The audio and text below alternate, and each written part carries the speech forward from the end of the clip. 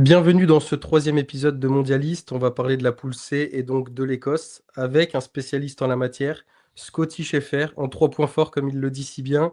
Plus de 1500 abonnés sur TikTok. Il est aussi présent sur Insta et Blue Sky. Comment vas-tu? Bah écoute, ça va très bien, merci. Merci de l'invitation. J'espère que cet épisode vous plaira, bien évidemment. Et puis, on va parler de cette belle nation qu'est l'Écosse. Ça fait toujours plaisir. Ouais, et ben écoute, c'est vrai que dans cette poule, on y reviendra, mais c'est pas celle qui sera peut-être la plus visionnée, tant il y a de belles équipes dans cette poule, mais elle me semble, ma foi, bien intéressante. Juste avant ça, petit tremblement de terre en Écosse avec le probable titre des Hearts face aux Rangers et aux Celtics. C'est quelque chose, j'imagine, qui te parle. Alors, j'ai deux casquettes pour être très honnête envers Ah, les personnes qui vont écouter. J'ai deux casquettes. J'ai la casquette Scotty Scheffer qui va dire d'une manière très langue de bois que c'est formidable pour le championnat puisque ça montre que le championnat est un peu compétitif, que ça offre une saison très intéressante avec des équipes qui profitent des saisons ratées du Celtic et des Rangers pour se montrer. Et puis, j'ai la casquette à côté de fan de Hearts, puisque je suis fan depuis une vingtaine d'années de ce club. Donc, chaque semaine est une torture, puisqu'on ne fait que gagner 1-0 et je perds à peu près 15 ans d'espérance de vie à chaque match. C'est horrible, mais je savoure un peu cette saison. Mais voilà, je reviens sur ma casquette professionnelle en disant que c'est une très belle saison avec plein de suspense, que je pense que les Rangers seront quand même champions à la fin. C'est mon pronostic. Mais voilà. je crois que cette réponse me plaît et pour le coup, bon, je vais pas m'improviser supporter, mais c'est vrai que j'avais une affect particulière pour un certain Pierre Caboret que j'avais suivi de très près avec le Burkina Faso sur cette CAN, donc je suis très content pour lui et pour ce club-là. Donc du coup, j'imagine que toi aussi, ouais. Oui, bah écoute, moi, déjà, quand Tony Bloom est venu, j'étais très content parce que il apporte une certaine avancée technologique au club, il vient soutenir. Il laisse le fait que les supporters soient propriétaires du club et je trouve que c'est très, très cool, ce qui fait que techniquement, je suis encore propriétaire du club puisque je fais partie des fans qui donnent chaque mois une petite partie d'argent pour permettre au club de fonctionner. Et moi, j'étais très confiant qu'on allait être champion, mais comme il l'a dit dans le futur, lui, son projet, c'était de construire quelque chose, comme il l'a fait avec la Saint-Gilloise, comme il l'a fait avec Brighton, même s'ils n'ont pas les titres, mais ils sont quand même devenus une équipe importante en Angleterre. Donc je m'inquiétais pas, je me disais que cette saison, déjà, on allait voir peut-être de belles choses, mais qu'on allait construire. Bon, là, c'est inattendu. Est-ce qu'on va aller au bout? Je ne sais pas, j'espère. Ce sera là, il reste, au moment où nous enregistrons cet épisode, il reste 7 matchs. Donc, euh, donc ça va être ouais, ça va être tendu, mais bon, écoute, advienne que pourra. Bah, je croiserai les doigts pour toi. Revenons-en au fait présentation de l'Écosse rapidement.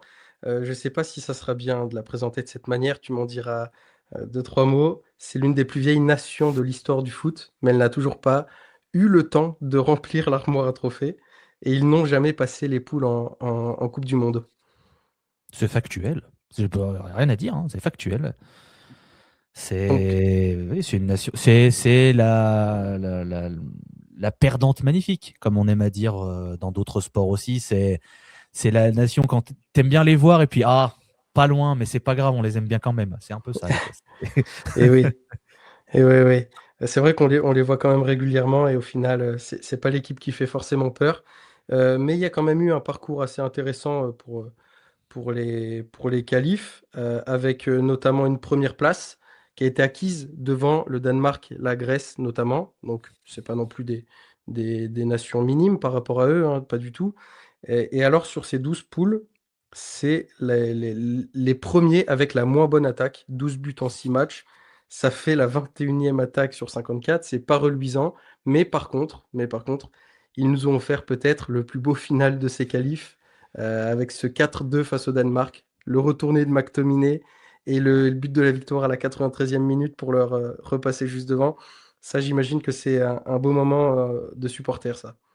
Oui, bien sûr. Le scénario enfin, c'est si Écosse parce que on parle du match contre le Danemark qui était une finale, mais si on reprend, si on est juste 3 jours auparavant, le scénario doit jamais être celui-là parce que l'Écosse ne doit pas perdre en Grèce pour justement s'offrir cette finale contre le Danemark.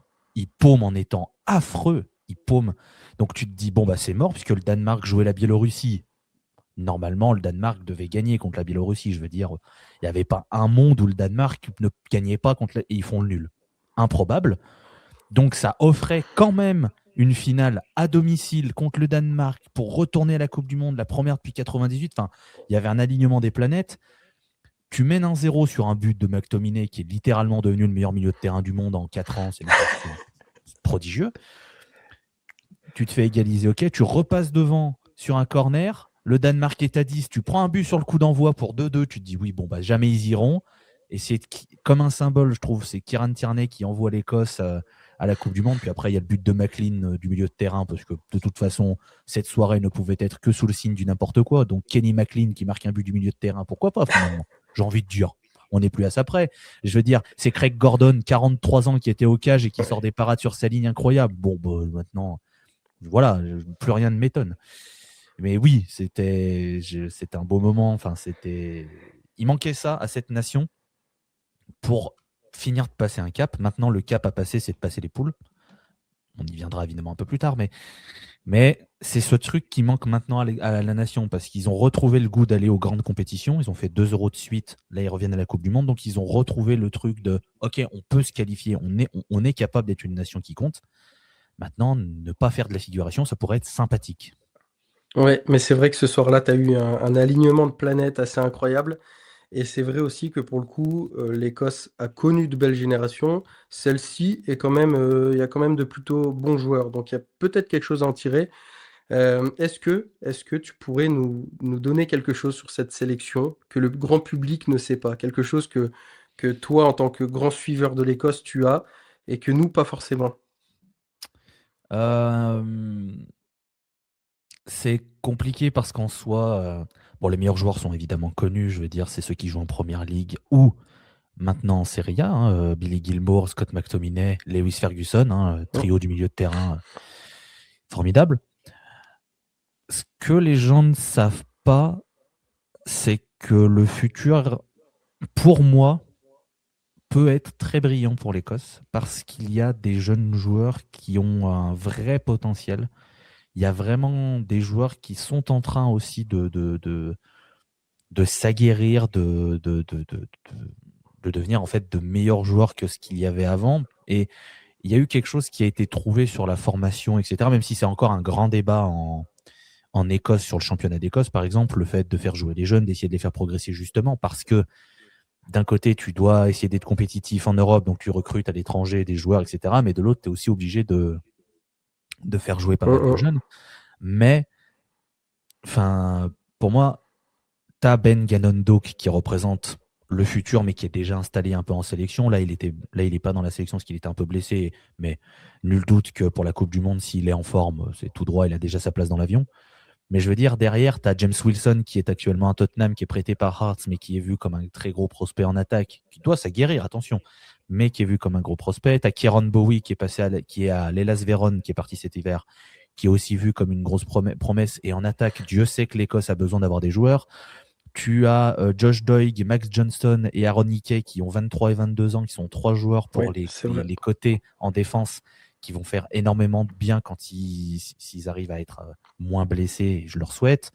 Tu as Josh Mulligan, tu as Connor Barron, tu as, alors là ils ont été appelés, mais tu as aussi Lennon Miller au milieu de terrain, qui reste aussi des jeunes joueurs qui vont aussi apporter, continuer à apporter du talent au cœur du jeu, puisque c'est la principale force de l'Écosse. Tu as Billy Gilmour qui n'a que 24 ans, qui va donc lui prendre le relais des McGinn, McTominay quand ils vont doucement passer la main. Bah, c'est lui qui, bon, certes, est déjà indispensable à l'Écosse, mais qui va devenir ce patron. C'est écrit, c'est tout droit pour lui. Donc moi, ce que je dirais, c'est que garder un œil sur l'Écosse pour le futur, car il y a une vraie belle génération. Et encore derrière, il y a vraiment des joueurs qui sont en train de s'aguerrir et de devenir très importants. Ah ouais, donc déjà que la génération là, elle est pas mauvaise. C'est vrai que, peut-être que coupler ça à la jeunesse montante, on peut avoir quelque chose d'intéressant. On a un sélectionneur en place depuis un moment, Steve Clarke, depuis 2019. Hem c'est rare quand même d'avoir des sélectionneurs. Les sélectionneurs tiennent quand même plus longtemps que les coachs, mais ça fait quand même 7 ans qu'il est au poste. Ça commence à faire un petit moment. Qu'est-ce que tu peux nous dire sur lui, sur sa façon de faire jouer son équipe? Est-ce qu'il y a des choses spéciales, Steve Clark? En fait, alors déjà, ce que je vais dire, c'est qu'à mon sens, c'est la dernière compétition de Steve Clark parce qu'il a été très critiqué par beaucoup de monde.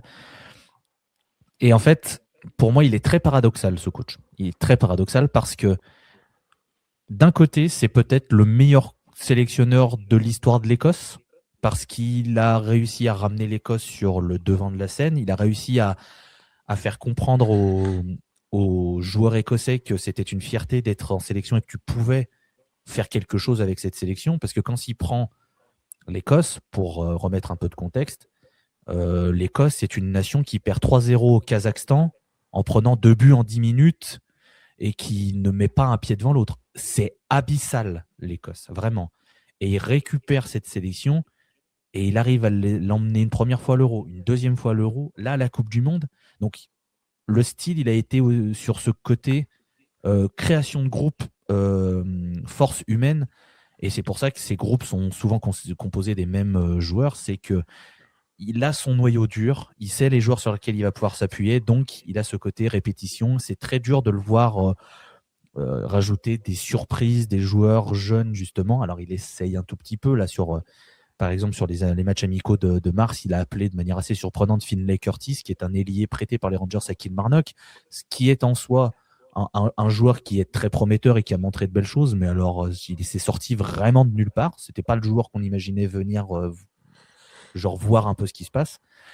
Maintenant, sur le style de jeu, c'est pragmatique, c'est-à-dire il a vu ce qu'il avait en stock, il s'est dit bon, alors devant on est nul. Ok, bon je vais quand même mettre des joueurs parce qu'il faut, mais bon on va pas compter sur eux. Ok. En défense, ça peut tenir la route. On a des latéraux qui sont pas mal. Ok. Au gardien, c'est bah non mais quand tu vois que très clairement, celui qui risque d'être titulaire à la Coupe du Monde, c'est Craig Gordon, 43 ans. Tu fais, oh là, ça va être compliqué. Par contre, il a vu le vivier au milieu de terrain, il a fait, mais on en a 14, qu'est-ce que c'est que ces bêtises? Comment je. Bon, il s'est creusé la tête, il a essayé de trouver, parce qu'il a tâtonné. McTominay, au début de son mandat, est passé de défenseur central à 6, etc. Donc, ça a été très compliqué de le mettre dans les bonnes dispositions, mais il a compris que McGinn devait jouer le mec qui va se projeter un peu et apporter un peu du surnom. McTominay plus en box-to-box puisqu'il peut plus refaire les efforts, etc. Et après, à côté de lui, un Billy Gilmour, un Lewis Ferguson pour compléter les efforts. Et au final, il a compris que le milieu de terrain devait être la clé de son système de jeu. Donc 3-5-2, beaucoup de monde au milieu qui bouge énormément. Et après, voilà, les meilleurs buteurs de l'Écosse, c'est les milieux de terrain parce que c'est eux qui se projettent le plus et qui apportent du surnombre. Et les attaquants sont plus là pour jouer un peu en retrait et faire du lien derrière, etc. Eh bien, écoute, ça corrèle un petit peu avec tout ce que je m'étais noté. Concernant Steve Clark, c'est un peu rapidement dit et le parallèle est peut-être trop évident pour en venir là, mais en tant que Français, ça me fait penser aussi à mon sélectionneur. Il y a peut-être des points de similitude. C'est 45% de moyenne de possession sur les éliminatoires. L'Écosse, ça fait vraiment un faible total de possession. Alors, si les équipes qui avaient la possession gagnaient tout le temps, ça se saurait, hein, ça serait un autre sport. Mais ça en fait la 34e équipe avec le plus fort taux sur les éliminatoires. Donc, c'est vraiment pas une équipe qui aime tenir le ballon. Et cette victoire-là, j'en parlais tout à l'heure sur le Danemark en dernière journée de qualif, ils l'obtiennent, la victoire en gagnant 4-2 avec 30% de possession. J'ai trouvé ça complètement fou. Et il y a une corrélation avec ce que toi, tu disais, avec peut-être des problématiques liées à l'attaque. Donc peut-être que tu es obligé de faire avec ton matériel. Et tu parlais de certaines individualités. C'est vrai, on peut parler de joueurs en méforme, de joueurs en forme, dangereux ou non. Je m'étais noté cet aspect-là des gardiens. Il y a quand même une problématique autour de ces gardiens. On sait que Gunn, c'était de base le gardien titulaire, mais initialement, il n'est pas extraordinaire. Il joue pas à Nottingham Forest. Et du coup, c'est Craig Gordon qui a pris la relève et 43 ans, tu l'as dit. Alors, ok, il va peut-être être champion d'Écosse, mais même s'il a il a commis des exploits lors des éliminatoires, bah, c'est pas non plus l'assurance tout risque. Donc peut-être que là, ça représente un point faible pour la sélection. Est-ce que tu cibles la même chose ou est-ce que tu vois d'autres problématiques liées aux faiblesses de l'effectif? Non, moi, la plus grosse faiblesse, c'est l'attaque. Parce que si tu veux, au gardien de but, si tu prends Craig Gordon, d'accord, il a 43 ans, mais c'est un gardien qui est encore capable, et ça me m'épate de le dire, de sortir des parades sur sa ligne un peu légendaires, vraiment. Alors qu'il a 43 ans, il en sort une avec Hearts cette saison contre le Dundee FC. À la Ouais, 94e minute, une tête qui vraiment, je la vois dedans, hein. Vraiment, je vois la ouais, tête, je il l'ai la reprend vu. le but. Il est Et il, incroyable. et il sort une parade, et tu te dis donc ce type a 43 ans, d'accord. Pour rien vous cacher, je suis en début de trentaine, je marche 2 heures dans la rue, j'ai les genoux qui grincent, moi, hein. C'est un enfer, hein. Vraiment, et 43 ans. Donc, même si l'Écosse n'a pas un gardien classe mondiale, on est d'accord là-dessus, pour moi, c'est pas le point faible. Pour moi, le vrai point faible, c'est qu'il n'y a pas un tueur devant. Parce que tu as des joueurs au milieu de terrain qui peuvent apporter le danger, qui sont bons finisseurs. Je veux dire, McTominay a déjà marqué de très beaux buts, des retournées acrobatiques, comme on le disait. John McGinn a toujours aussi ce sens du placement, il peut apporter, bonne frappe, etc. Maintenant, avec l'arrivée de Ben Gannon-Doak d'un côté, peut-être Finlay Curtis, qui est aussi un autre ailier, ça va changer aussi, donc peut-être apporter un peu de danger, mais il n'y a pas ce numéro 9. Et on sait que c'est important d'avoir un tueur devant, sans dire d'avoir quelqu'un du niveau d'un Haaland, d'un Mbappé, évidemment. Ce serait évidemment bien. Mais je veux dire, Che Adams, Lyndon Dykes, bon, merci pour les travaux. Immense respect d'être venu à une période où c'était compliqué pour l'Écosse, mais c'est compliqué. Voilà, c'est Eh ouais. dur. Tommy Conway et George Hurst, bon, je veux donner sa chance au produit, mais je ne suis pas convaincu. C'est pour ça que je parlais de Kieron Bowie. Je me dis que lui, il a 23 ans et l'intelligence d'être parti en Italie, je pense que ça peut lui apporter énormément. Et je suis content de voir que des joueurs ne partent pas systématiquement en Angleterre, mais tentent aussi d'autres expériences et d'autres championnats pour s'aguerrir et apprendre d'autres modes de jeu, on va dire. Donc j'ai envie de croire en Kieron Bowie pour le futur. Mais ouais, non, c'est compliqué. Surtout qu'il y aura des postes. Je ne serais pas surpris que Laurence Shankland aille aussi en sélection. Et on sait que c'est quelqu'un qui a ce sens du but, etc. Mais bon, en fonction de comment il joue, il va peut-être dépenser beaucoup d'énergie en redescendant au cœur du jeu pour jouer dos au jeu, pour derrière alimenter. Donc il va manquer sa présence devant. Enfin, là, c'est au sélectionneur d'essayer de mettre en place un système adéquat. Mais voilà, pour moi, c'est vraiment le gros point noir. C'est ce système offensif qui est, tu l'as cité d'ailleurs, c'est une des plus mauvaises attaques des éliminatoires. Par pragmatisme, Steve Clark, il a vu que défense-milieu, c'était quand même plutôt là où c'était assez solide. Donc, bah, tu essayes de prendre le moins de buts et puis derrière, tu te projettes un peu vite et advienne que pourra. Et oui, totalement. Juste avant de revenir sur l'attaque, il y avait un point, je pense que je ne l'ai pas relevé, c'est le fait que Craig Gordon s'est blessé, il me semble, si je ne dis pas de bêtises, et qu'il est en train de se battre pour revenir à temps en forme pour la Coupe du Monde. Peut-être qu'aussi ça peut être une problématique, si je ne me trompe pas, hein. Mais par rapport à l'attaque, ce que tu dis, c'est vrai que là, je suis en train d'afficher, c'était la compo contre la Grèce, la défaite contre la Grèce pendant les éliminatoires. Et tu vois que ça te manque probablement d'un neuf, mais aussi, même si tu as cité Doc, qui pourrait être un élément important, bah, tu manques peut-être aussi d'ailier, donc l'attaque au global, quoi, pas que le numéro 9. Tu as de bons milieux de terrain et tu capitalises dessus en mettant le plus possible sur la pelouse. Euh, et du coup, c'est peut-être là l'une des forces de cette sélection. Euh, c'est là aussi que tu cibles la force de cette équipe. Est-ce que tu ressors une individualité plus qu'une autre? Il y a une réponse qui paraît peut-être évidente, mais tu as peut-être à développer dessus ou autre à dire. Bah, sur le milieu, bon, en fait, je veux pas citer McTominay, je veux citer John McGinn parce que pour moi, cette sélection, c'est John McGinn. Mm. C'est-à-dire, ça sait jouer au football. Je veux dire, John McGinn est loin d'être juste un bourrin, mais c'est pas sa qualité première. Par contre, ça va se battre jusqu'au bout. Ça a un cœur immense. Ça ne rechigne pas aux efforts. Et il y a en fait, il représente cette espèce de fierté écossaise qu'on peut s'imaginer très bien. Et, et voilà. Et c'est John McGinn. Et je veux dire, plus qu'Andy Robertson, plus que Kieran Tierney, plus que McTominay. Alors que McTominay, bon, voilà, c'est Monsieur McTominay. Mais c'est lui l'âme. C'est lui. Sans lui, il manque un truc à cette sélection. Et il est partout et tout. Donc, voilà, pour moi, si je dois en citer un, c'est vraiment ce joueur formidable qui est Meatball, comme il est surnommé, John McGinn.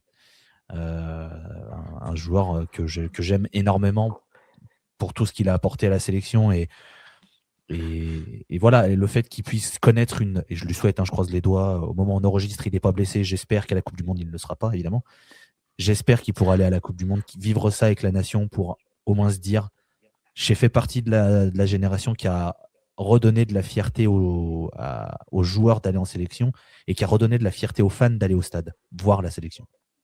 Ouais, mais c'est vrai qu'au final, il y a un espèce de surempilement à des postes, là où il y a des manques à d'autres.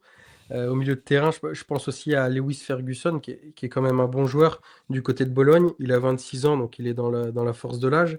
Je me suis permis d'aller zioter un petit peu ses stats. Top 10% du joueur qui gagne le plus de duels aériens en Serie A. Pourtant, il fait qu'1,80 m et je trouve que bien que ça soit un aspect technique parce qu'il faut le bon timing, etc., ça relève aussi d'une belle combativité et ça, c'est un petit peu l'état d'esprit de l'Écosse, des joueurs avec des états d'esprit souvent formidables et c'est un petit peu aussi ce que cherche à générer Steve Clark, donc ça serait dommage d'en voir l'inverse. Mais je trouve que du coup, tu as peut-être un surempilement, même si on va pas s'en plaindre, peut-être au milieu de terrain.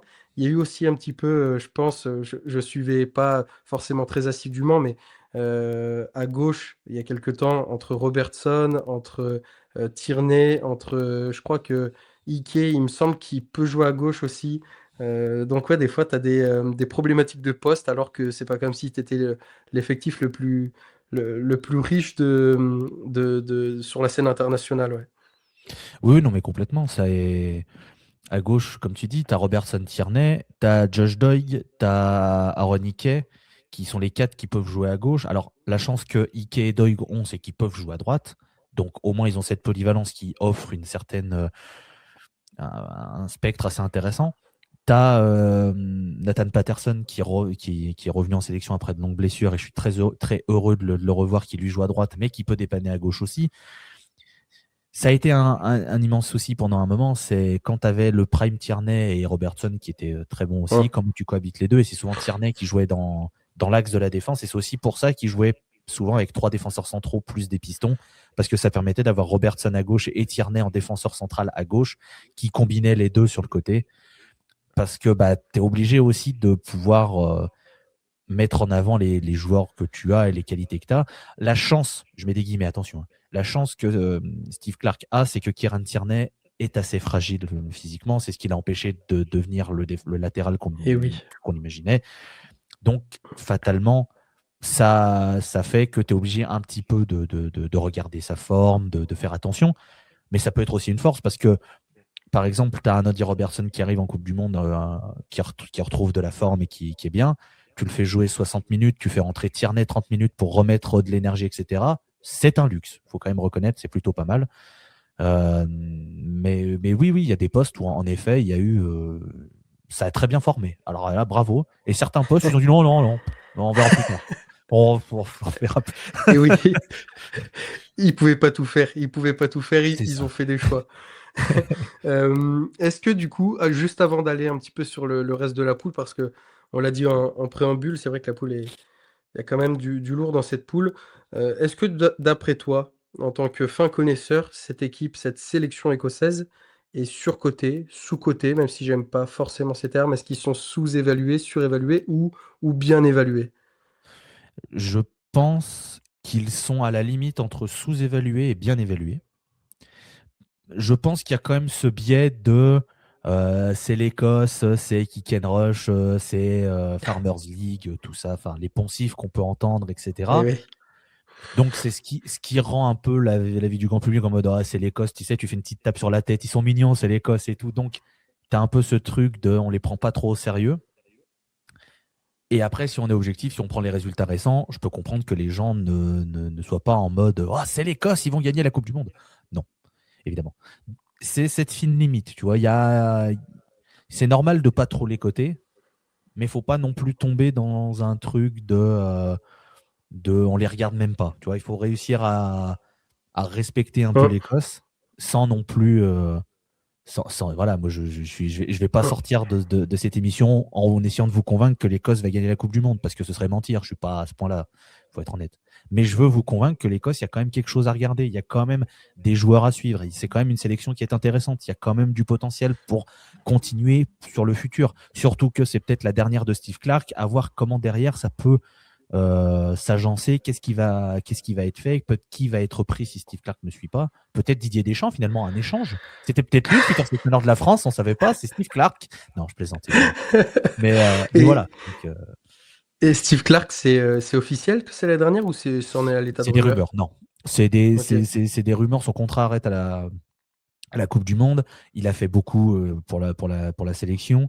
Et comme il y a eu quand même des critiques, parce que, comme je disais, on est obligé de reconnaître, et moi le premier, je n'ai rien à lui reprocher dans le sens où il a remis l'Écosse sur le devant de la scène, mais parfois le pragmatisme, le manque de jeu, le manque de risque pris, certains choix de sélection où tu fais, mais pourquoi tu vas pas prendre ces joueurs-là qui Hum, mériteraient d'incorporer, pourquoi tu restes trop figé sur les mêmes joueurs, même si j'entends l'idée d'avoir son groupe et je peux le comprendre. C'est un équilibre toujours très précaire à gérer, mais je pense qu'il a aussi, lui, une certaine lassitude, puisque, comme tu dis, depuis 2019, à gérer la sélection, etc., je pense que c'est très, très usant. Et je le vois bien partir après la Coupe du Monde et on pourra rien lui dire. Enfin, on pourra juste lui serrer la main, lui faire une statue devant Amden parce qu'il a été exceptionnel et puis merci, merci, bravo. Il prendra une pause, peut-être qu'il reprendra un club, puisqu'avant d'être à la sélection, il était entraîneur de Kilmarnock et il les avait amenés sur le podium de la première chip, ce qui est quand même vraiment pas rien quand on connaît l'histoire de Kilmarnock. Et c'est pour ça d'ailleurs qu'il avait été choisi, c'est qu'il avait été impressionnant, et il faut reconnaître qu'il avait été impressionnant. Donc, à voir. Et si jamais, peut-être que ça vieillira très mal, mais je te donne un pronostic. Ça te fait, voilà, c'est cadeau. Je mets une pièce sur le fait que le prochain sélectionneur peut être Steven Naismith. Voilà. ok, d'accord. Eh ben écoute, on suivra ça attentivement. Et puis on te recontactera hein, si jamais. Il va y avoir des clips Tu- qui vont être faits. Alors, Ouais. tu avais dit ça, c'est faux.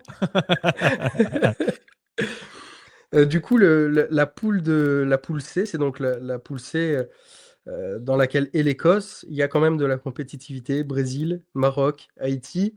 Ça va pas être une évidence. Et le coup du sort, le destin a fait que peut-être les Écossais s'en rappelleront, mais leur dernière Coupe du Monde remonte à 1998. Donc ça fait quand même un petit moment qu'ils n'ont pas participé. Et ils avaient déjà le Brésil et le Maroc dans leur poule. Alors ça, c'est quand même une belle coïncidence. Enfin, belle, ça dépend pour qui. Et sur cette Coupe du Monde, ils finissent dernier de poule, l'Écosse. Donc c'est pas forcément bon présage. Ça avait fait une défaite 3-0 contre le Maroc, une défaite 2-1 contre le Brésil.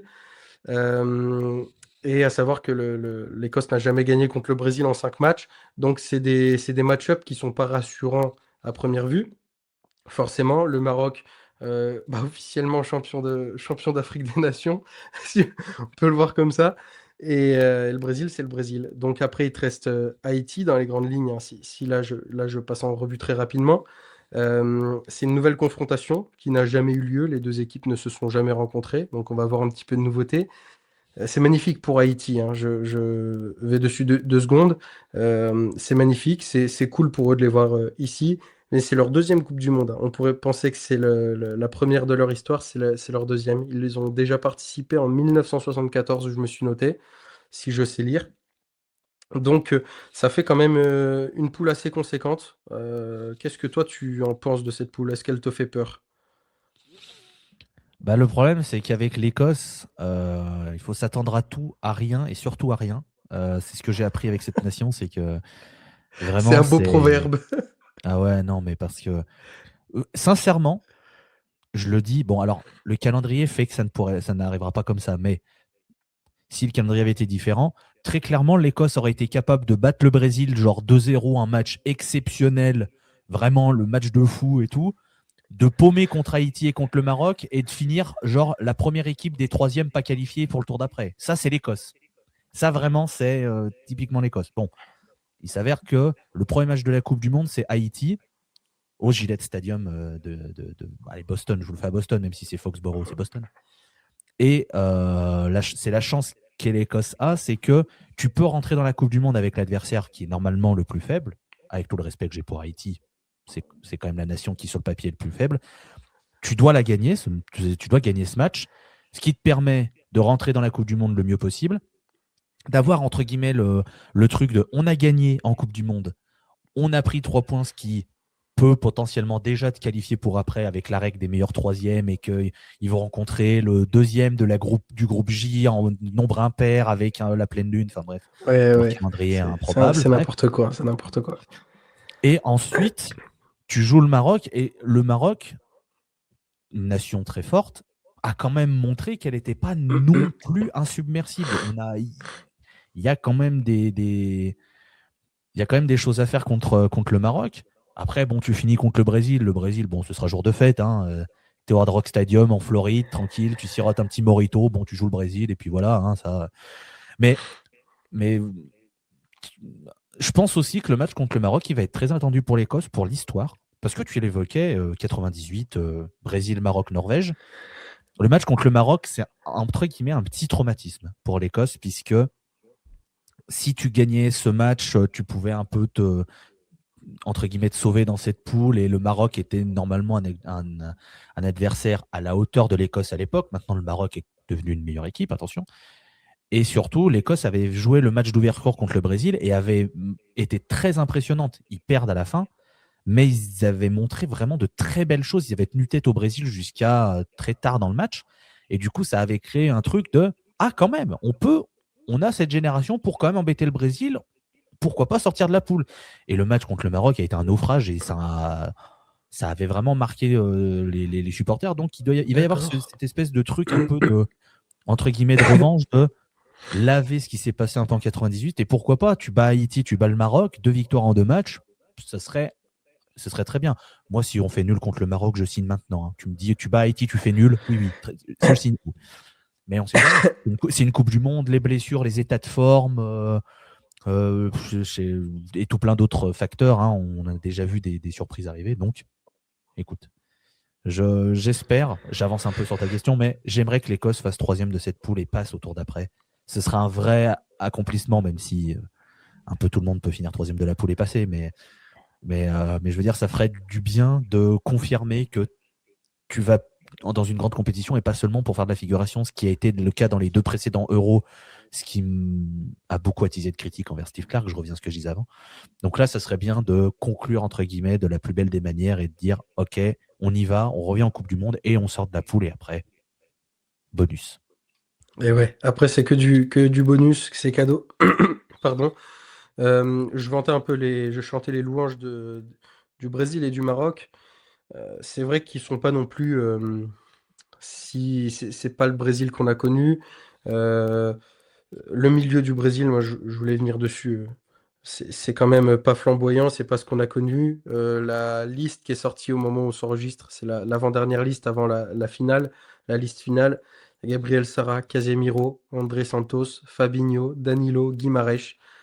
Bah, franchement, non, en plus, je crois que Guimarães est blessé. Je me demande si justement il est pas là. Je vous dis peut-être une bêtise, mais bon, ça fait pas rêver quoi qu'il en soit. Surtout si Guimarães n'est pas là, c'est ton meilleur milieu de terrain.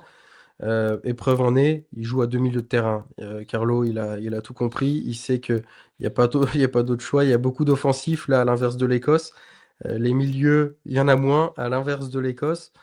Donc ça donne une équipe ultra déséquilibrée. Et du coup, le match-up avec l'Écosse, j'en suis bien curieux, puisque le milieu, c'est plus la force de l'Écosse. Alors peut-être qu'il y a quelque chose à creuser à ce niveau-là. Moi, je ne serais pas surpris de voir l'Écosse faire quelque chose face à ce Brésil, d'autant plus que c'est lors de la 3e journée. Et on sait que c'est davantage, c'est le moment le plus décisif. Hein. C'est là où tu scelles ton sort. Donc peut-être que quand on regarde le calendrier, c'est Haïti dès le début. Si tu fais pas n'importe quoi, si Steve Clark ne tombe pas sur la tête juste avant le match et ne fait pas n'importe quoi, euh, tu devrais, même si on sait jamais, il faut être prudent, tu es favori de ce match-là, donc on peut s'imaginer 3 points. La deuxième contre le Maroc. Partons, je vais te suivre en disant que le Maroc est actuellement une meilleure équipe. Disons une défaite, ça te fait 3 points et tu le dis, tu peux déjà être meilleur troisième avec ces 3 points-là. Mais le dernier match face au Brésil, pourquoi pas récupérer un point, un match nul, et à ce moment-là, peut-être que ça te suffirait pour être deuxième de poule. C'est quelque chose qui me semble pas inimaginable. Et la défaite qu'on imagine contre le Maroc, eh ben c'est pareil. euh, Effectivement, c'est légitime de le penser, c'est le Maroc qui est favori, mais les champions d'Afrique ont quand même quelques problématiques aussi. La charnière centrale notamment, ça c'est un point pour avoir couvert un peu la CAN.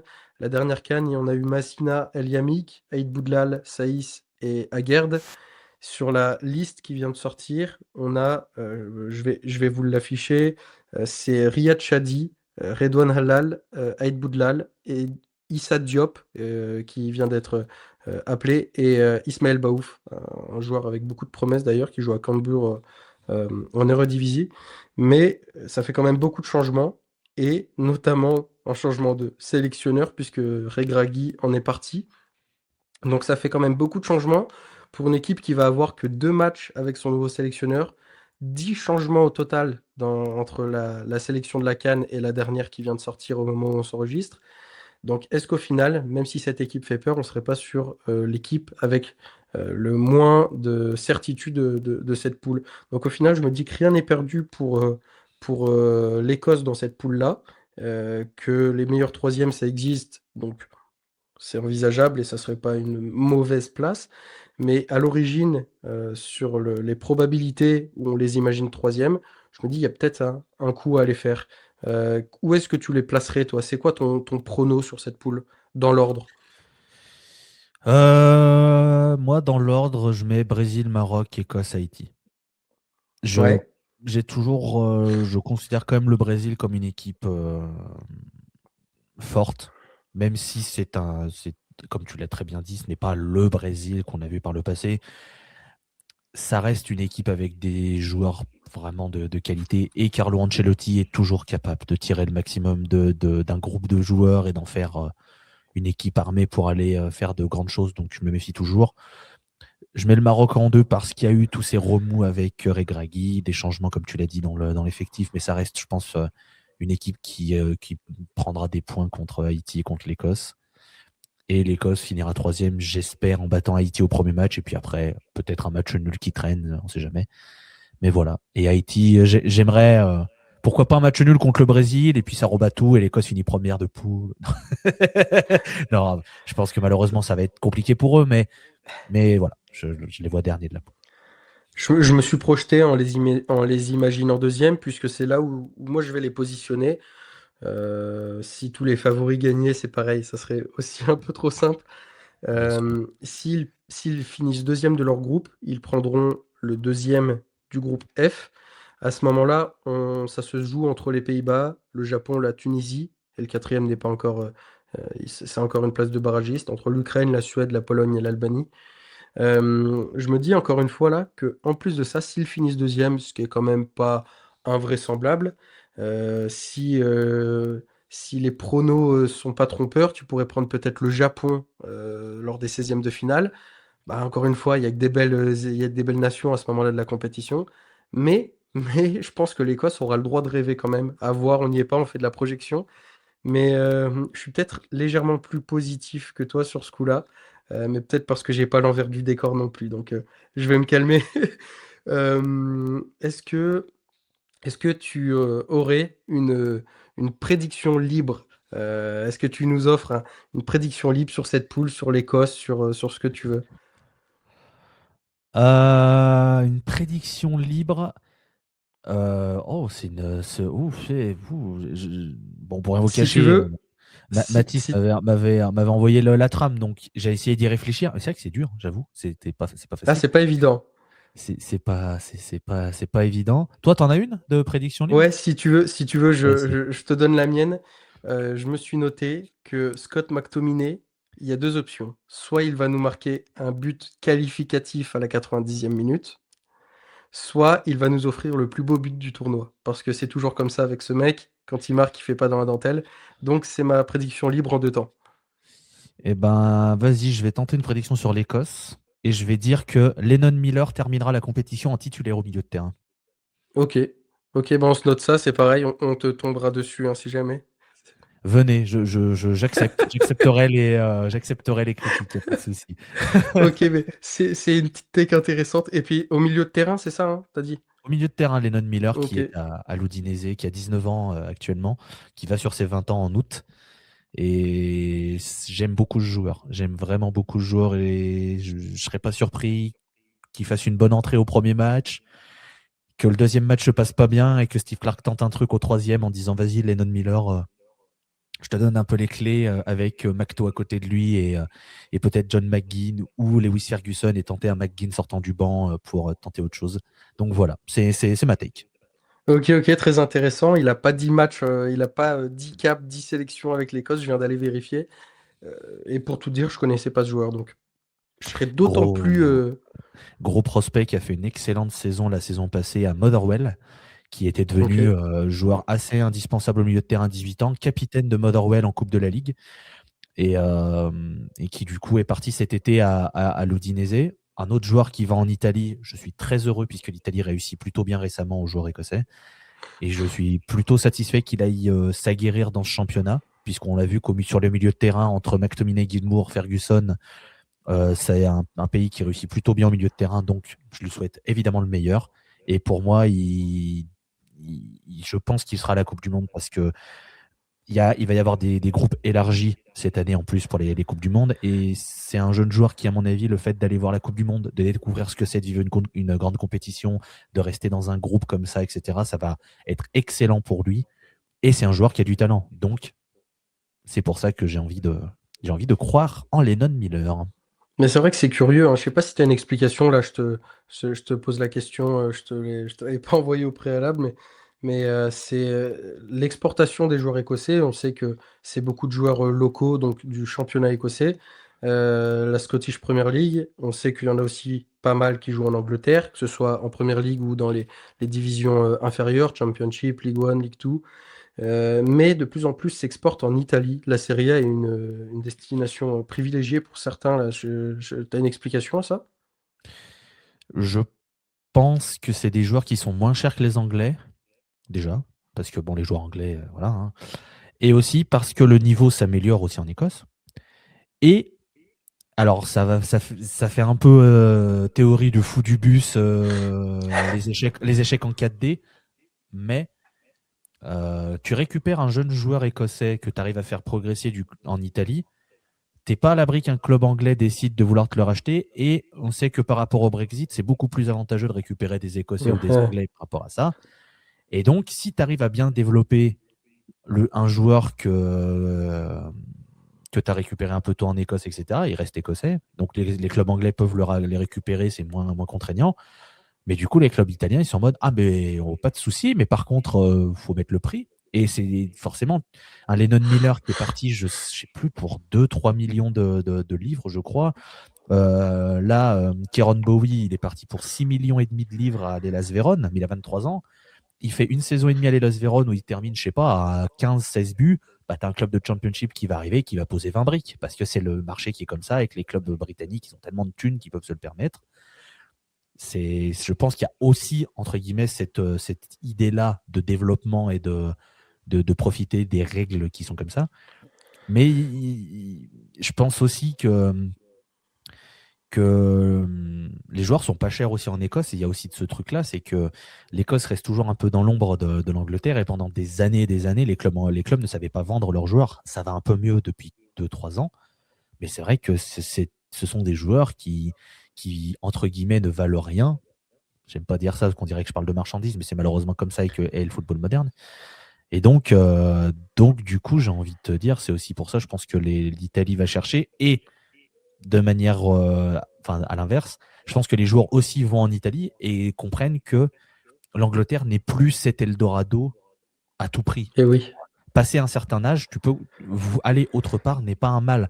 Je pense à, pardon, je dérive un tout petit peu, mais Pas de souci, vas-y. je vois un joueur qui a intégré les listes il y a quelques temps, qui s'appelle Andy Irving, qui est formé à Hearts, qui est parti de Hearts pour aller en Détroit allemande au Turkuguchu München. Tu ne connaissais pas ce club, moi non plus, mais voilà. Il est remonté jusqu'en Autriche, il est allé à Klagenfurt.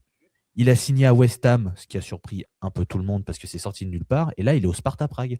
Et pourtant, il a que 25 ans. Mais tu vois déjà que ça veut connaître autre chose, ça veut se développer autrement. Et ça comprend que peut-être que le modèle de football qu'il y a en Première Ligue n'est peut-être pas non plus l'optimum à suivre. C'est pas non plus le truc à forcément suivre. Certains joueurs auront besoin de ça et recherchent ça. Je veux dire, John McGinn, le mariage, il était tout trouvé quand il est parti en Angleterre. On a fait oui, bon, il va réussir, il n'y a pas de souci. Il n'y avait aucun problème. Mais tu as certains joueurs qui, je pense, se font bouffer par ça. Et dans d'autres championnats qui privilégient d'autres aspects du football, etc., ça peut que les aider.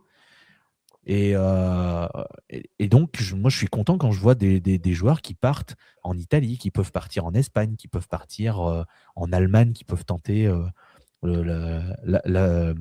l'aventure.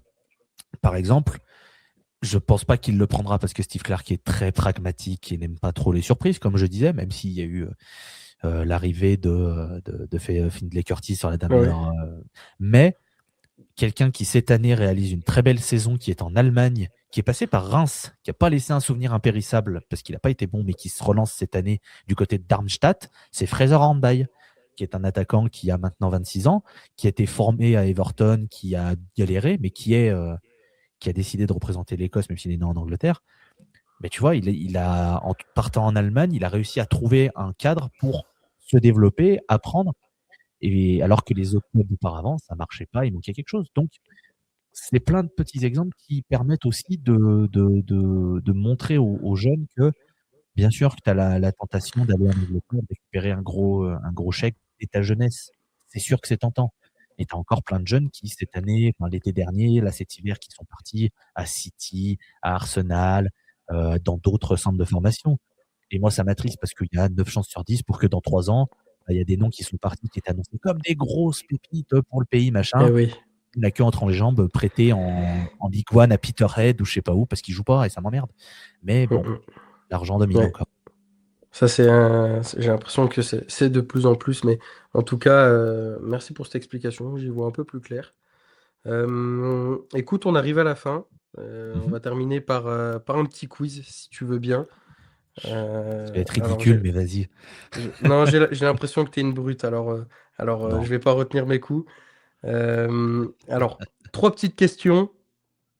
Tu vas me dire dans un premier temps, quel est le meilleur buteur de l'histoire de la sélection? Écossaise, bien sûr. C'est une bonne question. Et ça m'emmerde, puisque autant sur tout ce qui est récent, je peux m'en sortir, autant sur tout ce qui est l'histoire, je suis absolument affreux. Ah, mais il y a pas de mal, hein.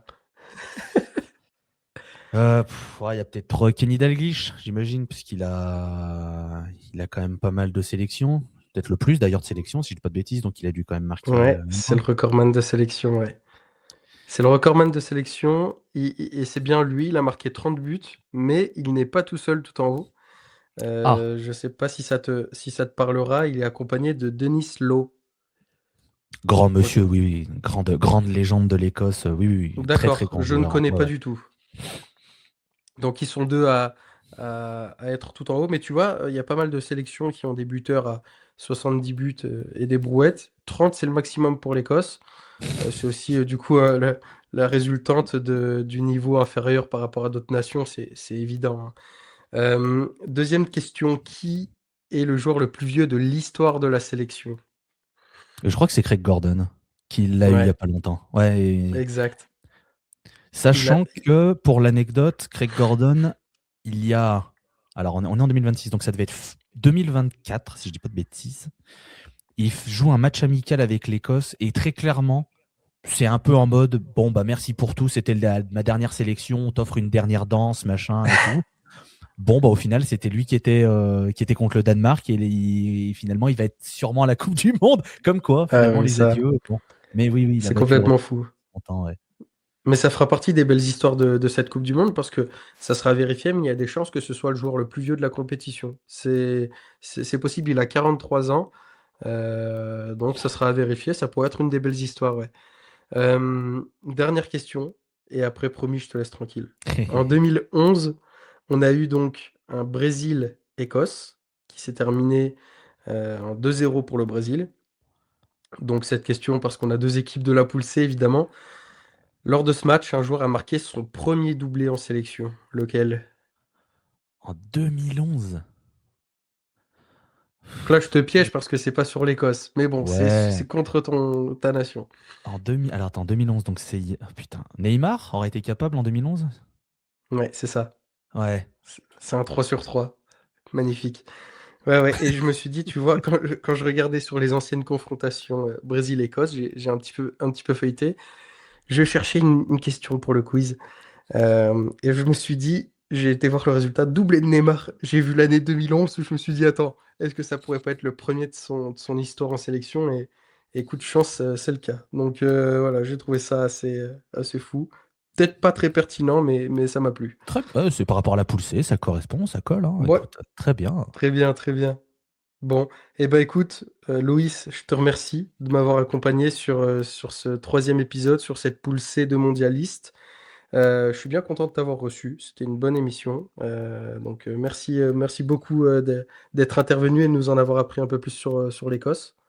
Bah écoute, avec plaisir, je suis toujours très heureux de pouvoir répondre aux questions, de pouvoir parler de cette nation parce que transmettre des choses, je trouve que c'est trop bien et j'espère que ça vous a donné un peu de curiosité sur cette nation ou même le championnat. N'hésitez pas, hein, puisque j'essaie de parler du championnat, j'essaie de parler de l'Écosse aussi au sens large.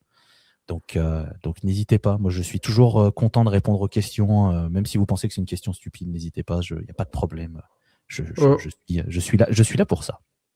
Et je vous le répète, n'hésitez pas à aller suivre ce qu'il fait sur les réseaux, hein. Il a plus de 1500 abonnés sur TikTok et il est aussi sur Instagram et Blue Sky. Donc les liens seront dans la description, n'hésitez pas. Et du coup, ben, je vous remercie d'avoir regardé cette vidéo. Je vous dis à dans 2 jours, si je dis pas de bêtises, pour la poule D, la prochaine poule, qui est aussi très intéressante. À bientôt. Bah, dans 2 jours. Salut. Salut!